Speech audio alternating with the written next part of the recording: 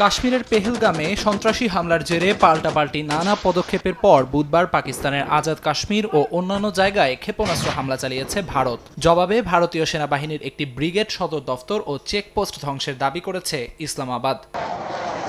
এই পরিস্থিতিতে মালয়েশিয়ার গবেষণা সংস্থা ডিফেন্স সিকিউরিটি এশিয়া প্রকাশ করেছে দুই দেশের সামরিক শক্তির তুলনামূলক পর্যালোচনা। গ্লোবাল ফায়ার পাওয়ার 2025 অনুযায়ী সামগ্রিক সক্ষমতায় ভারত রয়েছে বিশ্বের 4 নম্বরে, পাকিস্তান 12তম।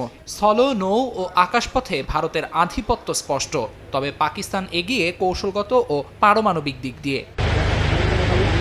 পারমাণবিক অস্ত্রে পাকিস্তান এগিয়ে থাকার বিষয়টি বিশেষভাবে গুরুত্ব পাচ্ছে। ইসলামাবাদের হাতে 140টি থেকে 150টি পারমাণবিক ওয়ারহেড, যেগুলো তুলনামূলকভাবে অল্প পরিসরের যুদ্ধেও ব্যবহারের জন্য প্রস্তুত। ভারতের সংখ্যা 160 হলেও নো ফার্স্ট ইউজ নীতির কারণে তা কৌশলগতভাবে সীমাবদ্ধ।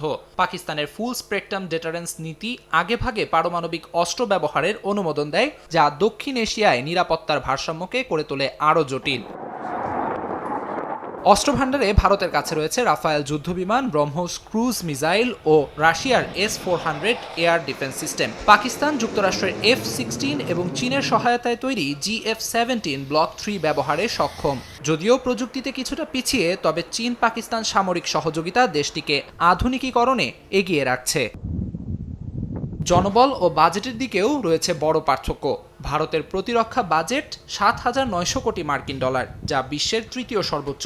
পাকিস্তানের সর্বোচ্চ বাজেট 1,200 কোটি ডলার। ভারতের 14 লাখ সেনা, সঙ্গে আধা সামরিক বাহিনীতেও আরও 11 লাখ সদস্য।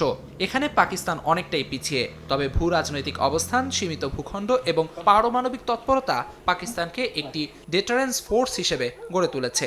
সর্বোপরি সংখ্যার বিচারে ভারত এগিয়ে থাকলেও কৌশলগত দিক থেকে পিছিয়ে নেই পাকিস্তান।